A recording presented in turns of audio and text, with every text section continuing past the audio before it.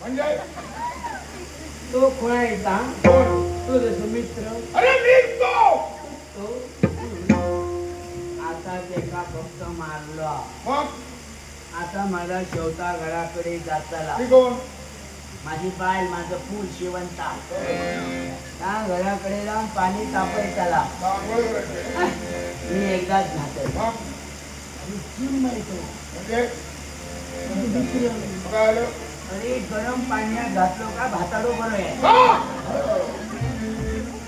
उद्या शुक्रवारा बरे दोन नारळ घालून जाग्यात ठप्प पिस्त खायला जगणार तू असला मी सोडून नाही ना जगणार.